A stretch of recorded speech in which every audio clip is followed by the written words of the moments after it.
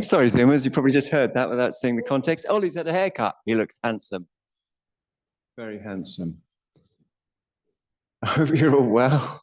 And we're going to start straight away. You know, summer's started when Jim's got a vest top. Look at my lovely vest top. Kadeen brought it for me. Thanks, Kadeen. I like it. We're going to start by standing up, actually, if that's okay. Middle of the mat, hands in prayer, feet together, toes spread. If the feet can't touch, because, for example, the thighs touch before the feet come together, then make sure the feet are level. Spreading the toes allows you to spread the plantar fascia. Interlace your fingers, stretch your arms, raise your arms up. Loosening the roots of the neck and toning the tummy. Suck your tummy in towards your spine and up. And then move in ways that help you gather the energy in from the sides, in from the front, in from the back, and up. In and up. As if there was a current running through the central channel of the body, consistently going up. And you can just draw anything you like into it and it will be pulled up by that channel, like an updraft. An updraft. If you get that really going on more and more deeply, then you're going to feel your pelvic floor doing something very subtle. Subtle in one sense, but actually really tangible in another. And that is nudging energy into the central channel from underneath, or holding energy, or stopping energy from escaping from the central channel. Take a big wide circle, hands to the heart, take deep breaths. 2, 3, 4 or more. Toes again, reiteratively spread. And enjoyment of that. And remember, what happens to your feet happens to your legs. Interlace again, stretch your arms again, raise your arms again. Breathe through your nose if you can. Lightly tone your tummy. Draw it in, draw it up. And let movement help you gather. So everything's gathering together. We're pulling it all into one focus. In Sanskrit, we use the word ekagrata. Ekagrata actually is used a lot in Buddhism for Buddhist meditation.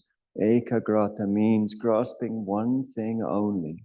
Eka meaning one, grata meaning grasping. So just grasping this sense of being in the middle, centering again and again, and finding strays, parts of your mind that drifted here or drifted there, and gathering them in. Take a big wide circle, hands back to the prayer position. Deep breaths, plural, with the jaw soft. And breathing easy. It's very stealthy, Tanya. Very stealthy. Interlace your fingers again, stretch your arms down, and raise them up for the third time. And again, we got the vibe.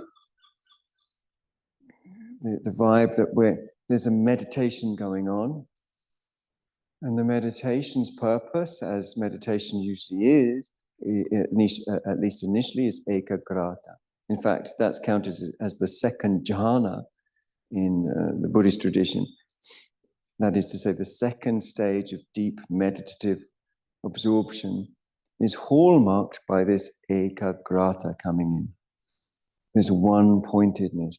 Now, that's not an act of will, because that's two things then. There's you willing it, and then there's it. So it's not that. Ekagrata is physical, psychological, respiratory. It's total. Gathering in, drawing up. And it's endless, ananta, focused on the endless. An being the alpha privative, anta meaning end, without end, ananta. Big wide circle. Well done, everyone. Hands back to Tadasana, Namaskara. Namas meaning to bow. And breathing deep and natural. Jaw soft, eyes relaxed. Raise up your right heel and just let there be a little loosening. Use it to loosen your leg, but also to tune in your standing leg foot. We have several options, of course, in tree pose, which is what we're coming into. The heel can be on the ankle or the knee, or you can reach down and pull it up high to the top of the inner thigh.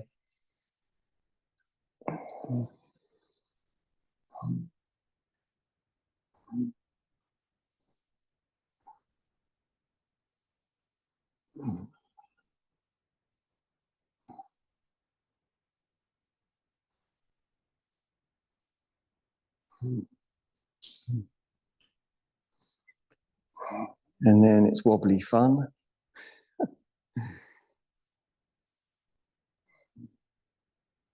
And of course, this was originally practiced for two negating of karma, or two reasons to negate karma. One, the abstinence, not doing our normal things, standing on one leg. Two, tapas, a sort of austerity, a sort of way of burning off previously accrued karma. And traditionally, that's it. That's why we practice tree pose, traditionally. But as our dear departed Michael Mosley told us, if you stand on one leg every day, on average, people who practice that live for 5 years longer than for people who don't. So there's another benefit.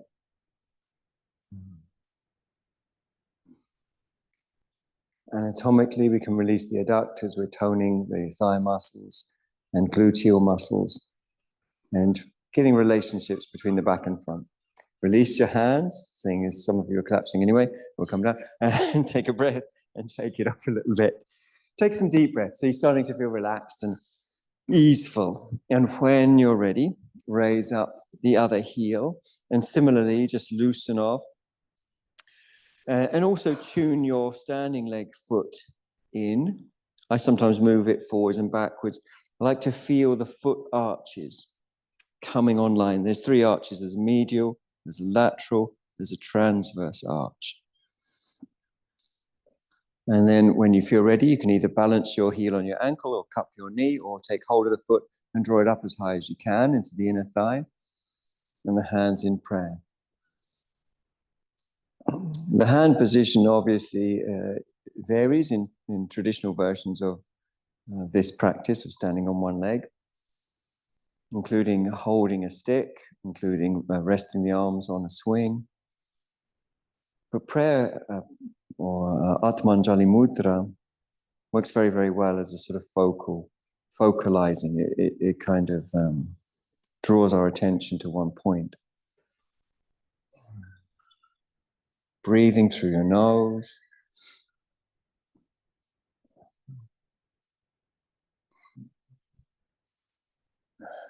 Enjoying the ride.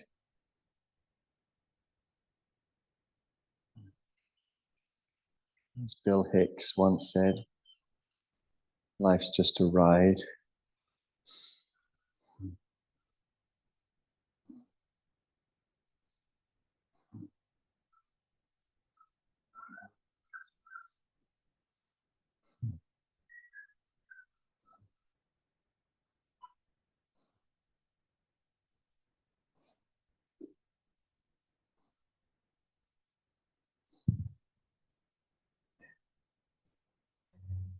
Interestingly, in Strabo's Geographica, when described, the description of the practitioners, they said they stand on one leg until that leg got tired, and then they swap to the other, and they do that all day long. But it didn't say they'd stand on one leg until that leg got tired, and then they get cross with themselves. Or, so if you do lose balance, just, it's fine. Just take it back up again. Okay, well done. Release your hands, place your feet, hands on the hips, step your feet wide, take a deep breath. Or 2, or 3, or 4. Turn your right toes in. Your left foot turns on the ball of the foot and you finish the last bit of the turn on the heel. That way you get heel to arch alignment. So, did I say left foot? I'm saying it wrong way, aren't I? That way. We should be going, the feet going this way. Sorry, it's my fault, Claudette. The feet are going this way. Yeah, it's okay. I think it's my fault. I'm going to say it's my fault. Bend your knee, stretch into your back leg, elbow down, palm up, stretch up, jaw soft. Either stretch up and over, or just up is fine as well. Feel encouraged to play with the pose, backwards, forwards. It's a meditation. So this week I've been putting it this way, that yoga poses are not something you do, but something that you use. Not something that you do, there's something you use. And how do you use them? Like a door.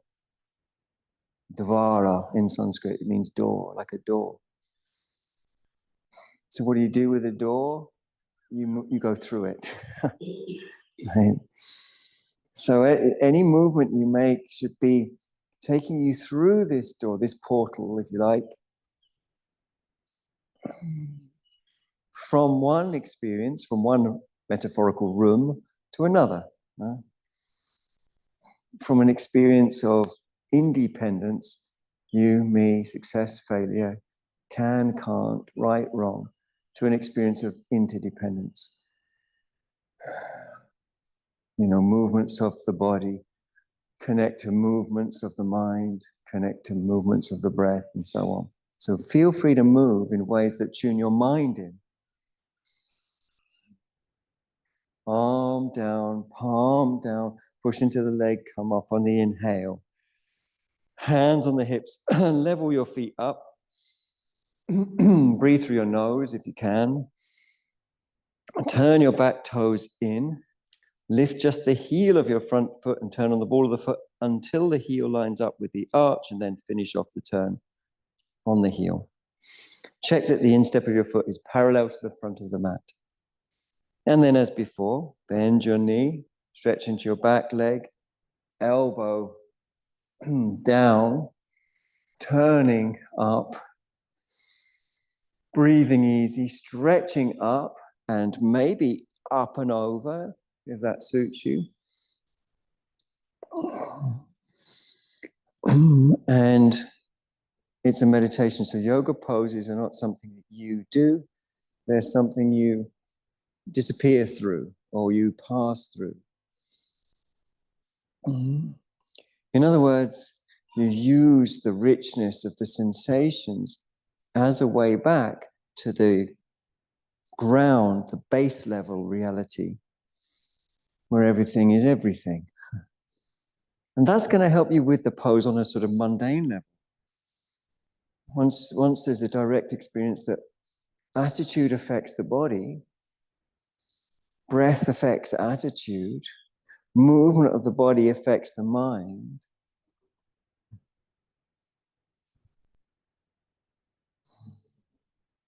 So keep breathing deep and honest. Good job. Arm down, palm down, push into the leg, come up. We're going to walk the feet towards each other. We're going to take a brick block. Other blocks are okay if you don't have a brick block. But we've definitely got brick blocks here at the BBC, Brighton Buddhist Centre. And so that's going to go behind our foot. And we're going to step our feet apart with the hands on the hips. If you start with the brick on its highest height, then it's going over to that side, Ollie. That's it. Then you can always lower it if you start with its highest height. Back toes in, front foot and leg out, turn on the ball of the foot, finish off the turn on the heel. Just check, does the heel line up to the arch? Stretch into your back leg. Breathe like you're happy and well. Imagine if it was a sunny morning. Imagine how good you'd feel if it was. And then hand on the brick, could be full height, could be half, or whatever, whatever height suits you. And stretch the arm up and maybe over. Looks good, looks good. Breathe through your nose. Feel free to adjust. For me, adjustments of my feet make a difference to how my hips and my knees and my chest feel. So I often do things like lift my toes, even the whole front part of the foot or the whole back part of the foot, because I can use those movements to realign fibers. And what that does is purify the nervous system, because the fibers are often following instructions that are not about now. They're about expectations to do with the future, what we're expecting the future to be like. And that's usually based on memories, usually slightly incorrect, or all memory is incorrect to some extent, about the past. So the more you can get fibers to come into this, the more that will release the signals that are coming from the nerves. And so we call this Nadi Shodhana, cleansing the nerves, cleansing the nadis. Okay, if you're ready to come up, which I think you are, come on up with the brick. Woo. Turn the feet to face forwards. Deep breaths. 2, 3, 4 or more. Back toes in. Front foot and leg out. Similarly, placing the block. Hands on the hips to start with. Soft eyes. Soft neck. Good. And just check your alignment again. Heel to arch. Avoid heel to heel. That's the one. It's like heel to heel. No, you can't do that one. Heel to arch, yes. Heel to toe, yes. But heel to heel, no. Then bend your knee, stretch into your back leg. Bring your hand down to your brick. Turn your chest. Breathe through your nose. Good job. Stretch up. And maybe up and over. There are other ways around that up and over action. For example, some people find it useful to move their arm round a few times to loosen the shoulder. For me, the way that really works is to really lift up. I even sometimes lift my back heel, so I get as much movement of my shoulder blade as I can. And then from the pubis, there's gentle tone. So, for example, from the middle of the pubis, from the skin you feel coming to the pubic area, to the top of the pubic area, pulling up very, very gently towards the chest. And then from the lower part of the pubic area, so if you divide the pubic area into middle and then lateral, from the lower lateral side, pulling gently, gently, gently. Keep your knee facing your toes. Breathe easy. Arm down. Come on up. Well done with the brick. Feet face forwards, deep breaths.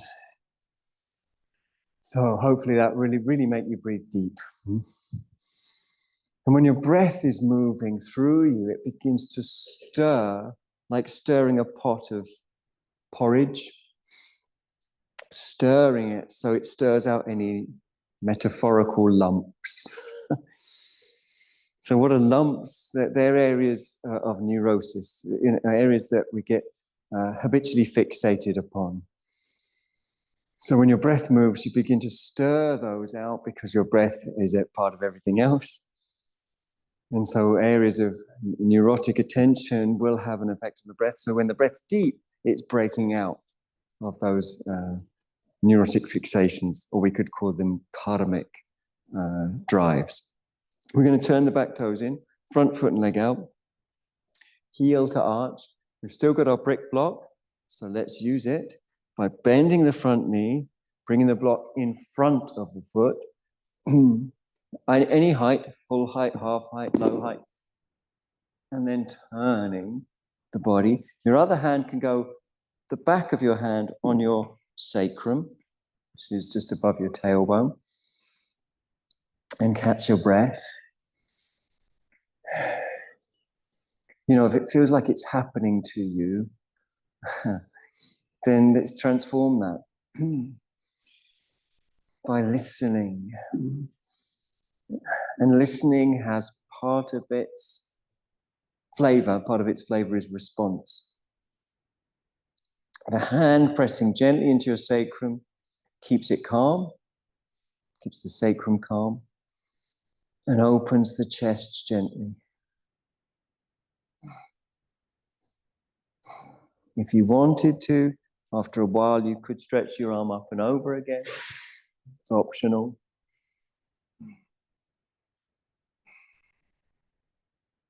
Light tone in the tummy.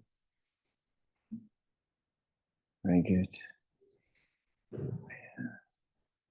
Bringing your arm down, coming up with your block if you can. Hand on the leg helps to come up. Turn the feet forwards. Please feel encouraged to take deep breaths. Take a few really deep breaths. Remember, this movement of the breath unlocks the diaphragm from habit patterns. And remember, the project of yoga could be described as just emptying out. It's like taking out the trash, you know. So you're just emptying out. And so the trash here, it's not a value judgment. It's just that it's stuff it's old, right? Once it was good, you know, those old banana skins once contained good bananas that were delicious at the time, but they're no good to you anymore. So you've got to keep taking out the trash. So yoga emphasizes emptiness. Emptying out. Turn the back toes, turn the front foot and leg on the ball of the foot, finish off the turn on the heel. Bend your knee and bring your brick block down on the big toe side, any height that suits you. Back of your hand on your sacrum. Breathe through your nose. Your mind, the mind, and body, and breath, and universe are one thing. There you go, I said it. Breaking news. And this is the view of the Yogacara school of philosophy, which was hugely influential on everything that came to influence what we now call yoga. So the Yogacara means the way of yoga. Says that the mind is everything, or everything is the mind. So you can adjust anything and you're adjusting your mind. You can adjust your foot and you're adjusting your mind. You can adjust your breath. Again, if you want to raise your arm up and over, there's that option. It is available. It is an option. Pulling from the pubis, gently, in a really interested way. Pulling from the lower lateral side of the pubis. It is a meditation. It's not something you can force. Good job. Arm down, push, come up. Ooh. Oof. Oh, yeah, strong. Now we know that it's morning. We've woken up. We're going to put the block down on the floor. Oh, taking some more deep breaths. It's a great pose, that Parsvakonasana. It's a little bit of a current these days to do yoga without doing any yoga postures. They're becoming quite unpopular, yoga postures, but I still think they're great. Toes turning out as far as you can without falling over. So turn your toes out as far as you can without falling over. And then begin to come down. And I find when I start coming down that I can adjust my toes a little bit more. And we're heading for the block.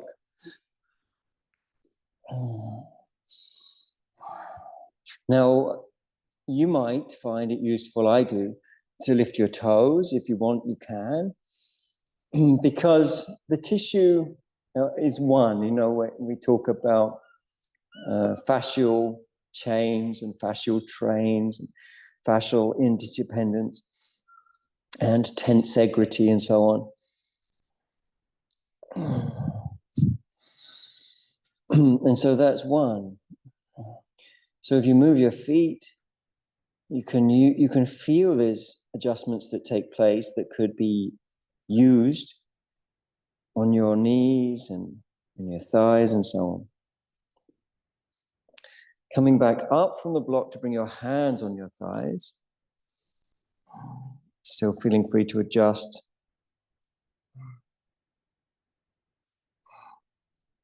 And coming up on the inhalation, turning the feet forwards, hands on the hips, deep breaths with the chest up. So my superhero, I've got a superhero emblem, CND and love, and Greenpeace. I'm a fan of all that stuff. Turning the toes in. 12 pounds in the Greenpeace sale. It's quite good, isn't it? Toes turning in, breathe through your nose.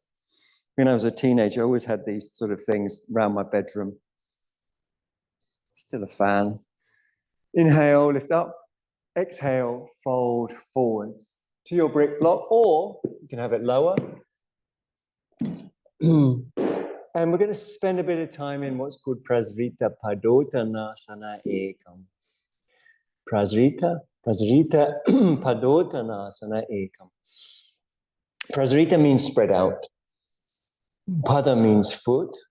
The ot part is sandhi, that is a shift where sounds meet from ut, so ot from ut, which means intense. Tan means stretch. So an intense stretch with your feet spread out. A pretty accurate name. So see if you can spread your toes and the balls of the feet several times. See if you can spread out your toes and the balls of the feet. See if you can balance your heels, meaning balancing the weight on the heels. And that takes me ages. I love the process. Balancing the heels. Just concentrate on that for a while, because I think you'll be like me and find it's a beautiful fine-tuning, balancing your heels.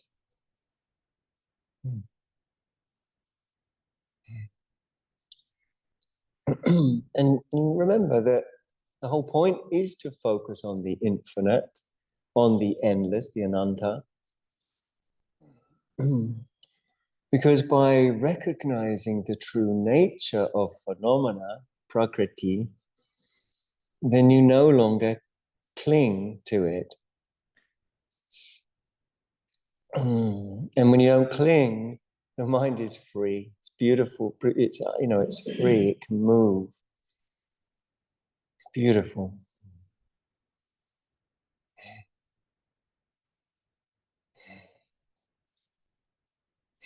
So balancing the heels can just go on. If you want to add to it, bringing in a balanced tone through your quadriceps. That's another project that's beautifully endless. And endless doesn't mean that there's no progress. It just means that as you refine and bring on board more tissue, it's as if that can go on forever. And even when it sort of comes to the point where every single muscle fiber is engaged fully in this pose, then the mind just slips into infinity anyway. Sorry if that sounds cryptic, but it's just true. If your pelvis continues to move, by all means it's fine to go lower, but we're not trying to go lower. It's just allowing that if it happens. So for some people, it just feels better for the back to go lower. But for many of us, it's better to stay higher.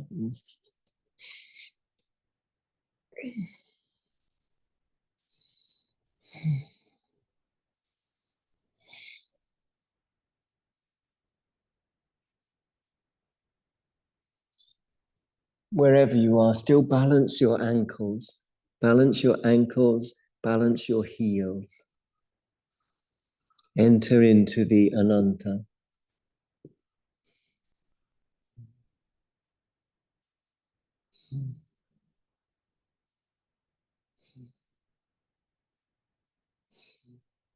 And regarding this pose or any pose, it's all very Karen Carpenter in that we've only just begun, you know. there's no end, you know. We could discuss the way the back of the thighs go in towards the front of the thighs and the outer legs gently drawing as the inner groins. It's just beautifully endless. But we're going to come up via the block to the point where we're highest on our fingers, and we can walk the feet a little closer, and then leaving the block calmly behind, leading with the chest, walking your feet towards each other. Hopefully you can bring them back together. Shake out and breathe easy. We're going to put the block back on its highest setting, if it is called a setting. Bring the feet together. Breathe easy. She's a very good drummer, Karen Carpenter. Have you ever seen her drum? It's amazing. Really good.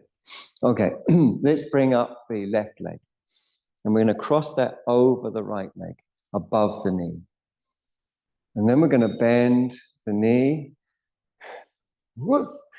And as you come down in this exciting way, you're going to reach first for the shin. And that might be enough. Something you can breathe into is all you need. And yogis are known for knowing when they've got enough. It's called, in Sanskrit, santosha. Santosha.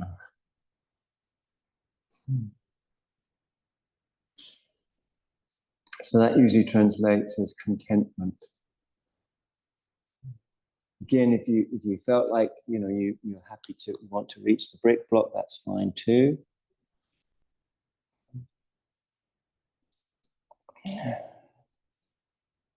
You know, it's not, obviously you don't gauge how good at yoga you are by how flexible you are. Otherwise, you know, a little 6-month-old baby is way better at yoga than anyone else because they're just made of rubber, aren't they, babies?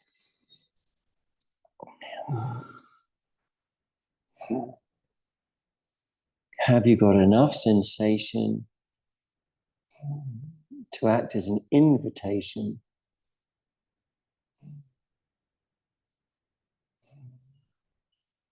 An invitation, that is, to say yes to this, and in so doing, the nerves become purified. You take out the trash, as it were.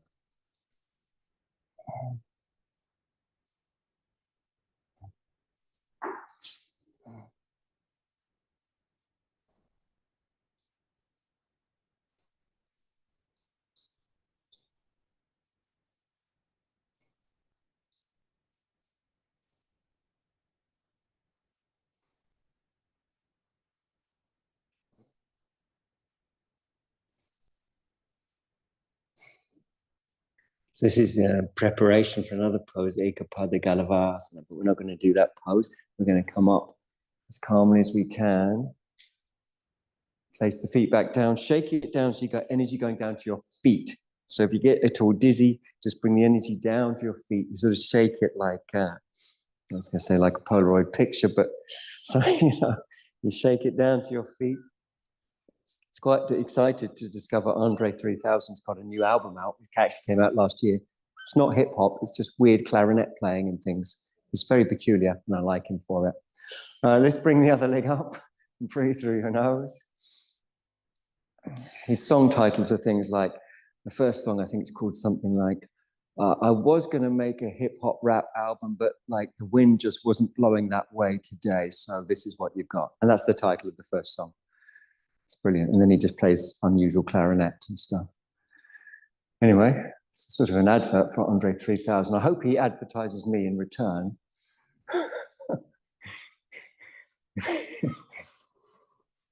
Breathe through your nose, hand can come onto your leg, or if it feels like it's appropriate, necessary, or useful, it can come to the brick if you wanted to.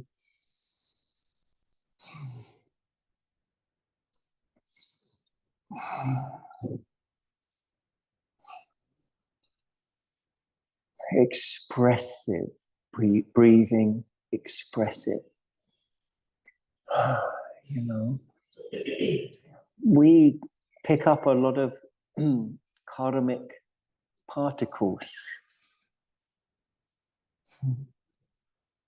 In Jainism, they say that you pick up these karmic particles, and collectively they call them karmic dirt. So, you know, I know it makes sense, doesn't it? That sometimes we feel like there's so much stuff in our nerves. Upsets, pet peeves, anticipations, embarrassments, shocks. So that's karmic dirt, according to Jainism, or karmic particles, and they make you heavy. You can feel that too, can't we? So we need to shed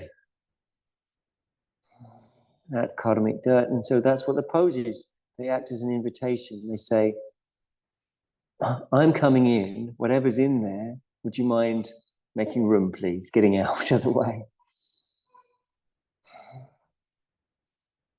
And all you need to do to take out the trash is breathe in a way that accepts the moment and lets go of anything that isn't the moment.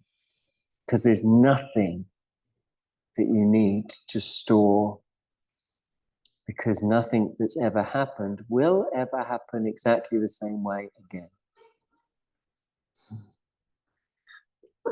Coming up calmly when you're ready.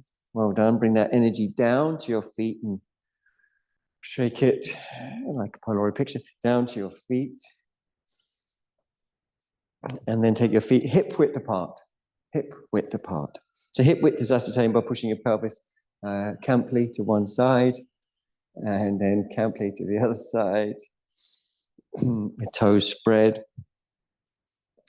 And then lifting up on the inhale and then hinging from the hip joints on the exhale and hands to the brick, unless you've got long hamstrings and it's comfortable for your back to bring your hands to the floor, that's okay. But most of us are better on a brick.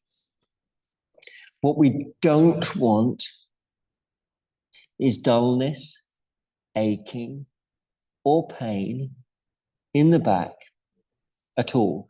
Now, pain, I think we just hear that and we go, yeah, I agree. But we don't want dullness. We don't want dullness in the back.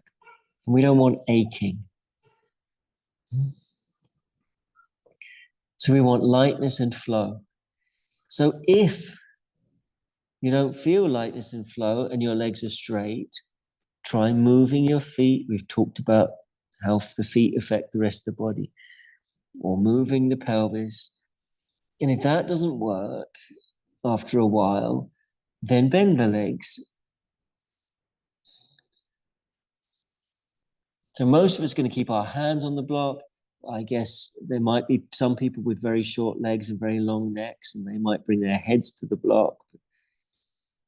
It's pretty unlikely, I think.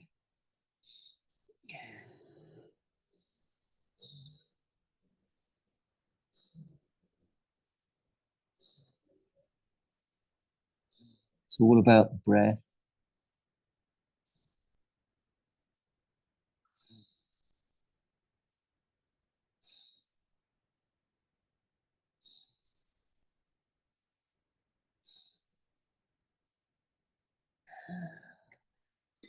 Again, take some actions, to release.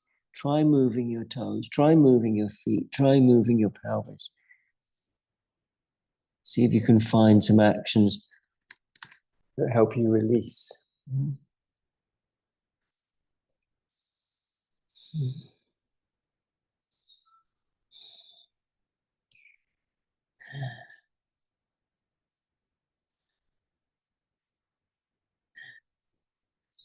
We're entering into the endless, the ananta, the infinite.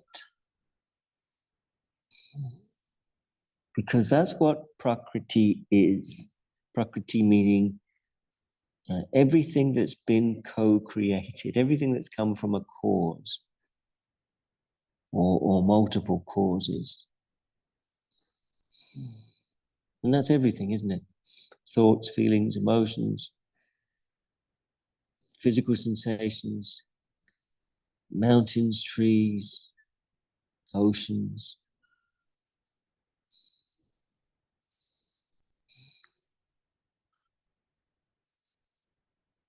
Coming back up via the block, leading with the chest, coming as high as you can onto your fingertips, and again, get that energy down to your feet. So just shake it down. A bit like the game of Kerplunk, if you've heard of that. I always wanted Kerplunk. Desperate. It used to be on the television, the advert for it. Bunch of marbles, little straws that you pull out. Actually, you don't want the marbles to go down, I think, in the game, although I never had it. So sad. Okay, anyway, coming down to the ground now. Good God. Thought that would never happen. We're laying on our backs on the ground.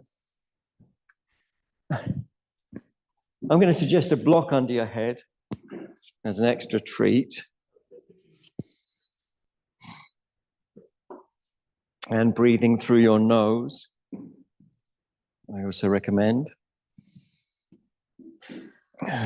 Deep, natural breaths, lower back soft.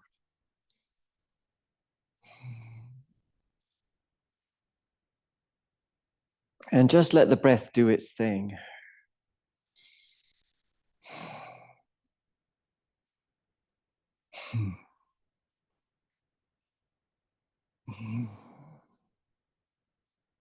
It's said in the Vajrayana traditions that you are already a Buddha and that nirvana samsara is already nirvana, which means, and then you must, one naturally thinks, well, I don't feel like it.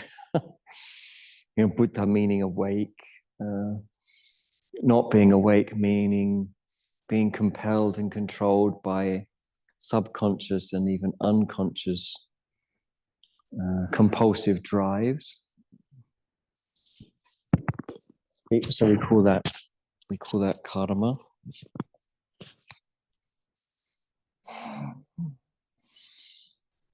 But to realize inherent Buddha nature, which is, it's just a form of emptiness, inherent Buddha nature. It's not something you achieve as a person,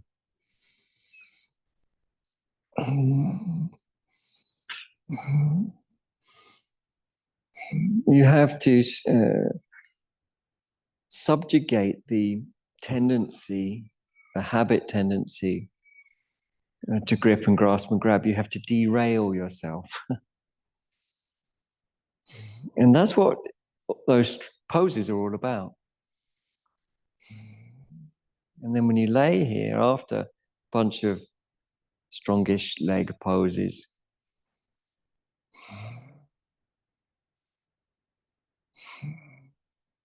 reality is it's just here, isn't it? It's just the way things are. Bless you, by the way. Just the way things are. You don't have to get reality.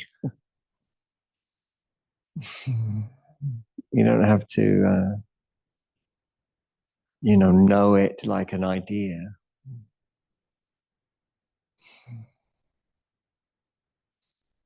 You just rest in it.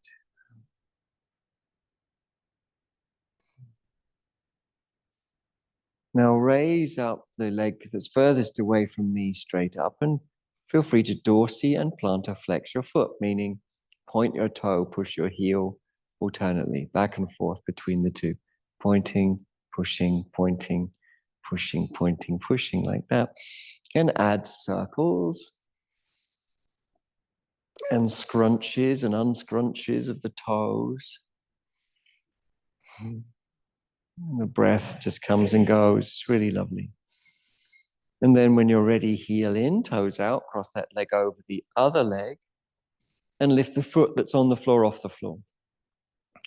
That's made a little Shakti triangle, an inverted triangle.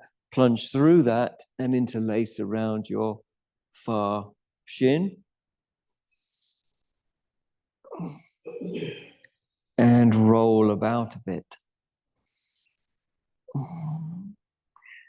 In other words, move in ways that encourage a trackless feeling, like you're derailed.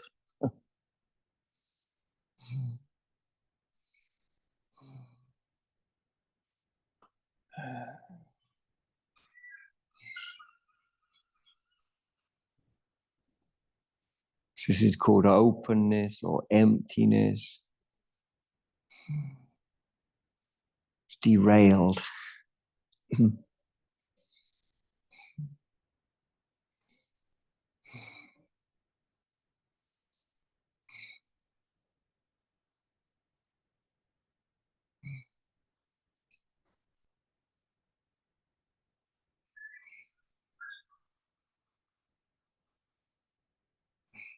Because reality is just the way it is. And what we think of as separate self is just part of that reality. The body, we think of it as my body, don't we? My body. But in reality, the body is just part of the way things are.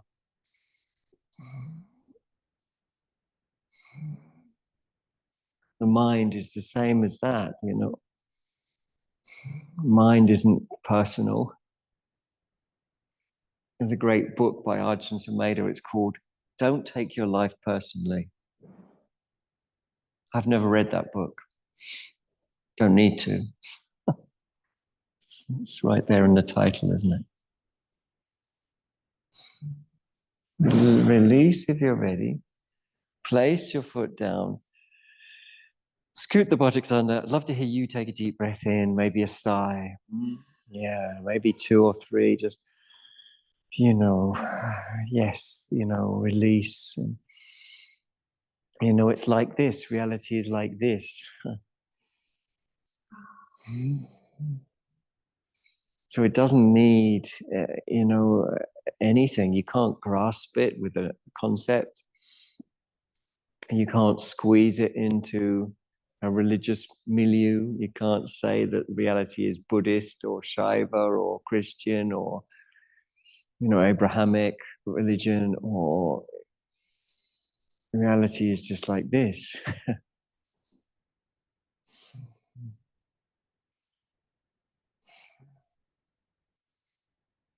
And there's nothing for you to do. This is in Tibetan, it's called Dzogchen, the great perfection, Dzogchen. When you're ready, raise up the other leg and move between dorsi and plantar flexion.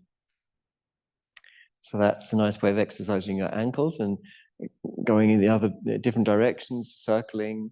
I quite like a toe scrunch as well, and whatever gets you through the night, as John Lennon once said. It's all right, he said, and then he said it again, it's all right. Heel in, toes out, cross that leg over the other, breathe through your nose. And then lifting up, you'll see that Shakti triangle. A downward triangle always represents Shakti in the tradition, and then interlace around your far shin. Shakti meaning power, but also can indicate the goddess, which is everything. Everything is the goddess, It's just one field, endless field without beginning and end that we call the goddess. She's dancing all the time. Everything is co-creating everything within as her. And so goddess worship stops you clinging. The body is her, this body, these sensations, the photons in the room, gravity is her.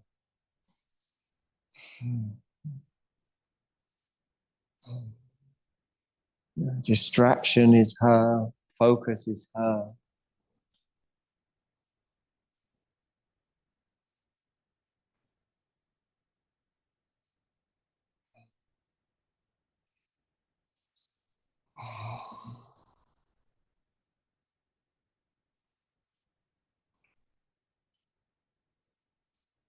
Well done, everyone. Release, slow and easy and calm, both feet down. Take the block out from under your head and replace it with your hands, with fingers interlaced. Catch a couple of deep breaths. It's sort of, classic holiday pose, isn't it? Hands behind the head. And a holiday, when they work well, is a holiday from being anything at all, any sort of duties. I'm a responsible this, that, the other, auntie, uncle, brother, sister, father, son, daughter. I'm a responsible employer, employee.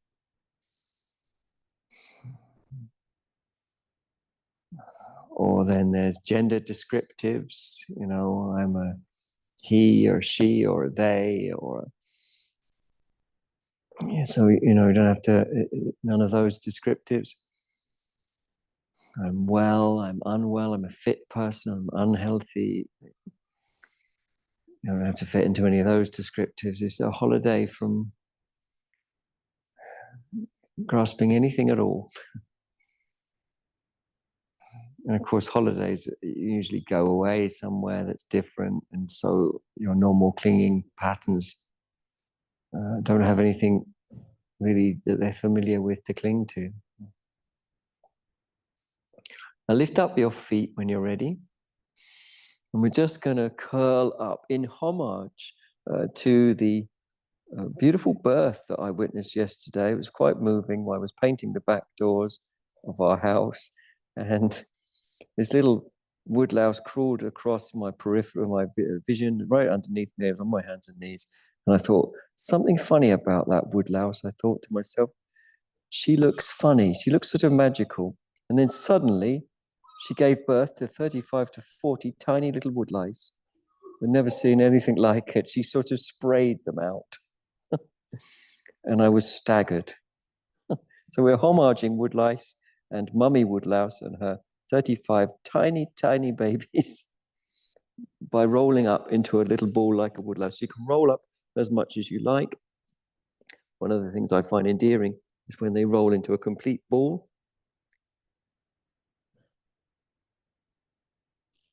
Good job. And then come down, feet down, head down, deep breath. I want to hear it. Yeah, and yes, imagine a fist that's ungrasping, it's letting go, opening up. Imagine ice melting, like icicles melting in the sun.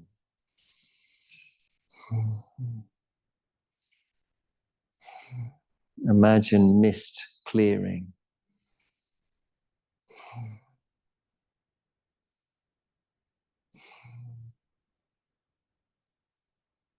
Lift up your bum after taking your feet close enough to your bum to make that possible. Lift up your bum and allow it to move up, down, left, right.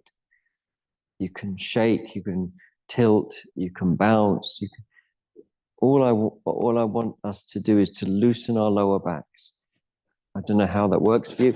Shaking can be a really good way to do that. Shaking your pelvis can be really effective, or bouncing it up and down, or shaking and bouncing, or tilting it, or swaying it. But you just get those lower back muscles much looser, longer and looser, longer and looser.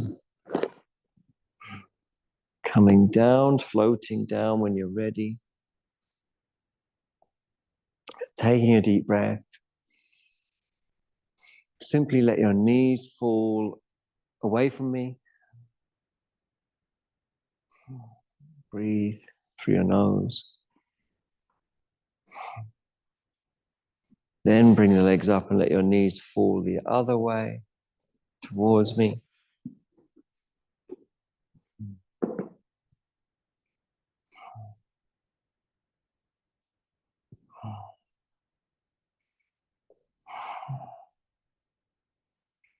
Then return to center. Scoot the buttocks under. Deep, deep breath. Release your hands. Arms, palms facing up by the sides of the body. If you want to take a blanket and put it over, you can. And finally, extending your legs out, we're coming into a Shavasana, a corpse pose.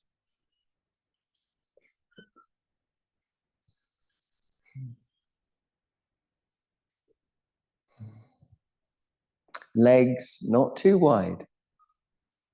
Arms are generously placed by the side of the body with the hands off the yoga mat. Eyes are closed.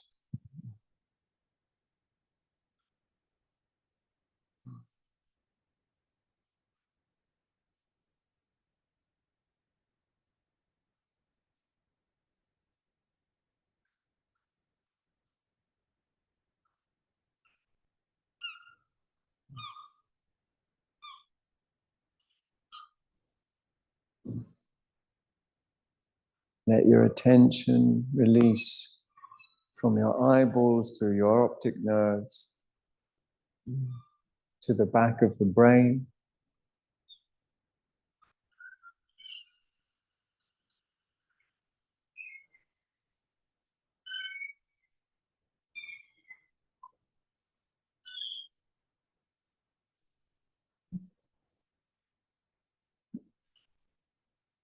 And your attention rests at the back of the skull, in the back of the skull.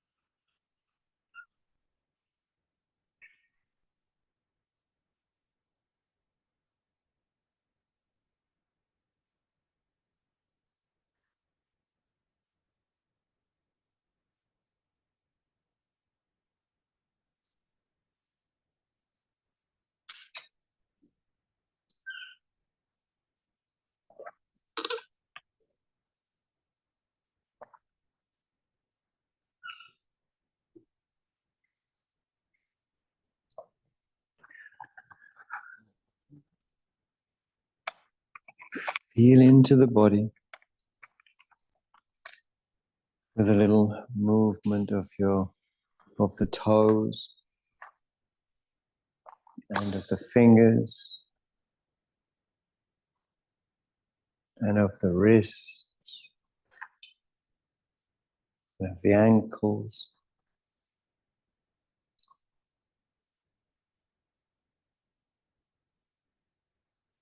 And take stretches that are natural, expansive into the body. Consciousness explores the body through movement, through stretches. Bend your legs and place the soles of your feet onto the floor when you're ready.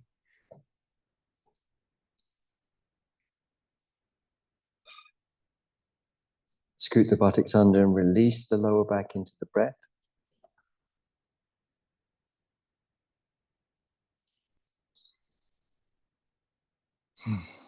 Deep breaths.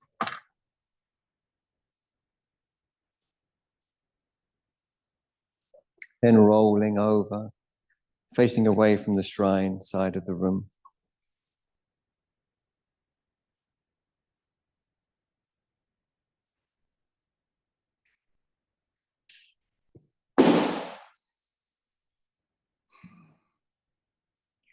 And then rolling back again when you feel ready.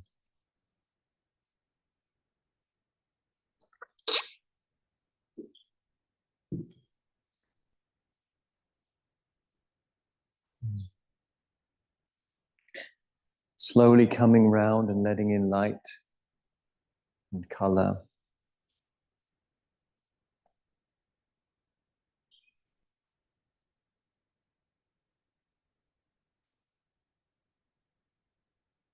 Taking some little stretches.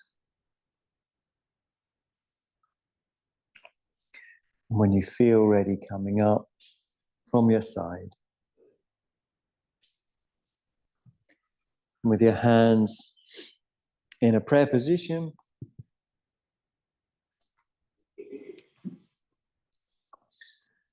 If you agree with the following words, agree by saying Om at the end. May any benefit that we've gained in our acting in this way go to the alleviation, not just of our own suffering, but of the suffering of absolutely every being without even one exception. Om.